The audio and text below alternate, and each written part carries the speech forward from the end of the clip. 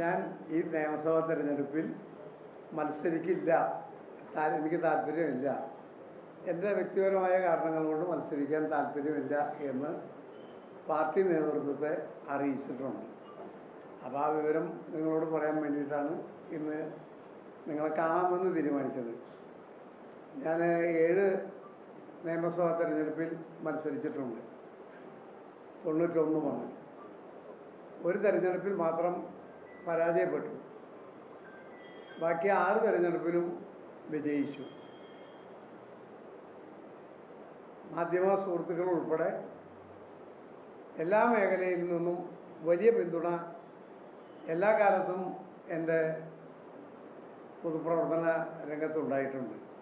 പ്രത്യേകിച്ച് ഒന്നുമല്ലാതിരുന്ന എന്നെ ഞാനാക്കി മാറ്റുന്നതിൽ കോൺഗ്രസ് പാർട്ടിയും അതുപോലെ തന്നെ തൃപ്പൂണിത്തുറയിലെ ജനങ്ങളും വലിയ പങ്കാണ് വഹിച്ചത്. ഒരു സാധാരണക്കാരനായിരുന്ന എന്നെ 91-ൽ സംസ്ഥാന കോൺഗ്രസ് നേതൃത്വം തൃപ്പൂണിത്തുറയിൽ സ്ഥാനാർത്ഥിയായി തീരുമാനിച്ചു. അന്ന് തൃപ്പൂണിത്തുറ നിയോജകമണ്ഡലം കോൺഗ്രസിനെ സംബന്ധിച്ചിടത്ത് UDF സംബന്ധിച്ചും ഒരു ബാലികേറ മലയായിരുന്നു. CPMൻ്റെ കേരളത്തിലെ ഏറ്റവും ഉറച്ച സീറ്റുകളിൽ ഒന്നായിരുന്നു തൃപ്പൂണിത്തുറ. അന്ന് AK ആന്റണി എൻ്റെ സ്ഥാനാർത്ഥിത്വം എന്നെ അറിയിക്കാൻ വിളിച്ചപ്പോൾ അദ്ദേഹം എന്നോട് പറഞ്ഞത്, ഒന്ന് പോയി നോക്ക്, വേറെ ഒന്നും ശരിയായില്ല എന്നാണ്.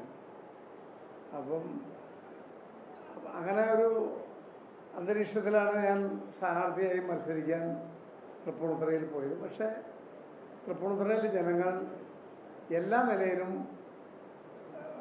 എനിക്ക് വലിയ പിന്തുണ നൽകി. പിന്നീട് തുടർന്നു വന്ന തെരഞ്ഞെടുപ്പുകളിൽ മാത്രമല്ല, ഈ കാലം അത്രയുള്ള പ്രവർത്തനങ്ങളിലും തൃപ്പൂണിത്തുറയിലെ ജനങ്ങളും പാർട്ടി പ്രവർത്തകരും വലിയ പിന്തുണയാണ് നൽകിയത്. അതുകൊണ്ടാണ് ഇത്ര കാലം തുടർച്ചയായി വിജയിക്കാൻ സാധിച്ചത്.